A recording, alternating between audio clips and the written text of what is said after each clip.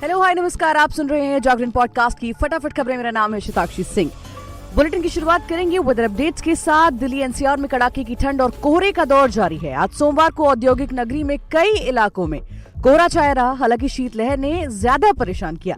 सुबह कई दिन से घना कोहरा छा रहा है। सुबह इसकी तीव्रता ज्यादा देखी जाती है। हालात ये है कि अधिकतर इलाकों में सुबह 10 बजे तक आसमान साफ नहीं हो पाता है। कोहरे की सफेद चादर बिछे होने से एक्सप्रेसवे समेत शहर के अंदरूनी इलाकों में विजिबिलिटी कम होने से वाहन चालकों को भी परेशानी होती है। सोमवार को भी ज्यादा घना कोहरा छाया रहा। असर ये हुआ कि बाजार या दुकानें देर से खुली। निचला तापमान 5 डिग्री तक रिकॉर्ड किया गया, जबकि अधिकतम तापमान सामान्य होकर 15 डिग्री सेल्सियस रिकॉर्ड किया गया। मौसम विभाग के मुताबिक शीतलहर में 2 दिन और चलेगी और निचले तापमान में गिरावट आ सकती है। सुबह घना कोहरा छाया रहेगा। खुली जगहों पर सुबह और देर रात अधिक मार रहेगी। ग्रेटर नोएडा में एयर क्वालिटी इंडेक्स 395 के साथ बहुत खराब श्रेणी में दर्ज किया गया। वहीं नोएडा में एयर क्वालिटी इंडेक्स 383 के साथ बहुत खराब श्रेणी में दर्ज किया गया। ठंड के साथ बढ़ते हुए प्रदूषण से शहर वासियों पर दोहरी मार पड़ रही है। बढ़ते हैं अगली खबर की तरफ।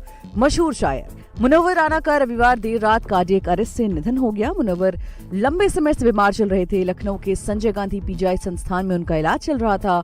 बेटी सुमैया राना ने मौत की पुष्टि की है। पिछले दिनों उनकी तबीयत खराब होने के बाद उनको पीजीआई की आईसीयू वार्ड में शिफ्ट किया गया था।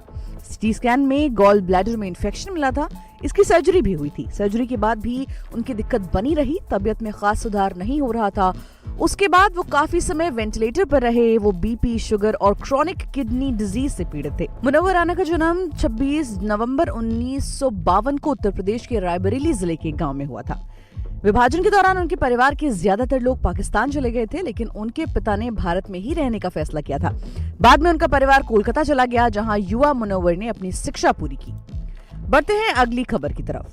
दिल्ली को पीछे करते हुए बेंगलुरु सबसे ज्यादा प्राइवेट कारों वाला शहर बन गया है। दिल्ली स्टैटिस्टिक्स हैंडबुक 2023 के अनुसार 31 मार्च 2023 तक बेंगलुरु में कुल 23.1 लाख प्राइवेट कार थी। ये संख्या दिल्ली के मुकाबले सबसे अधिक थी। एक मीडिया रिपोर्ट के अनुसार दिल्ली में कुल कारों की संख्या 79.5 लाख है, जिनमें से प्राइवेट कारों की संख्या 20.7 लाख है। हाल ही के सालों में दिल्ली परिवहन विभाग ने पुराने और खराब हो चुके वाहनों का पंजीकरण रद्द करने और उन्हें स्क्रैप कराने का उपाय किए हैं। दिल्ली स्टैटिस्टिक्स हैंडबुक 2023 के अनुसार दिल्ली में कुल रजिस्टर्ड वाहनों की संख्या 1.2 करोड़ थी, जिनमें से 33.8 लाख प्राइवेट कारें थी। बात करें 2021 और 22 और 23 की, तो लगभग 55 लाख कारों का रजिस्ट्रेशन रद्द किया गया और 1.4 लाख कारों को नष्ट कर दिया गया। वहीं 6.2 लाख से ज्यादा ने अन्य राज्यों में फिर से रजिस्ट्रेशन कराने के लिए नो ऑब्जेक्शन सर्टिफिकेट प्राप्त किए हैं। परिवहन विभाग ने 10 और 15 साल से अधिक पुराने डीजल और पेट्रोल वाहनों पर सुप्रीम कोर्ट के प्रतिबंध के अनुपालन में ये एक्शन लिया। बढ़ते हैं अगली खबर की तरफ। रूसी वायु रक्षा प्रणालियों ने सोमवार सुबह दक्षिण पश्चिमी रूस के कुर्स्क क्षेत्र में यूक्रेन द्वारा लॉन्च की गई 3 टोचका यू मिसाइलों को नष्ट कर दिया। रूसी रक्षा मंत्रालय ने अपने टेलीग्राम मैसेजिंग ऐप पर इस बात की जानकारी दी है। हालांकि मंत्रालय की ओर से इस बात की जानकारी नहीं दी गई कि हमले के कारण कितनी और क्या क्षति हुई और कितने लोग घायल हुए हैं। हमले के बारे में यूक्रेन की ओर से कोई तत्काल टिप्पणी नहीं की गई है। बता दें कि टोचका यू मिसाइल का नाटो रिपोर्टिंग नाम स्कारप बीपी है। फिलहाल इस बारे में अभी और जानकारी पेंडिंग है। बढ़ते हैं अगली खबर की तरफ। वर्ल्ड इकोनॉमिक फोरम की सालाना बैठक आज यानी 15 जनवरी से स्विट्जरलैंड के दावोस में शुरू होगी, जो 19 जनवरी तक चलेगी। इसमें भारत के 3 मंत्री और 3 सीएम शिरकत करेंगे। युद्ध और संकटों से बिखरती दुनिया को ध्यान में रखते हुए इस बैठक की थीम रीबिल्डिंग ट्रस्ट रखा गया है।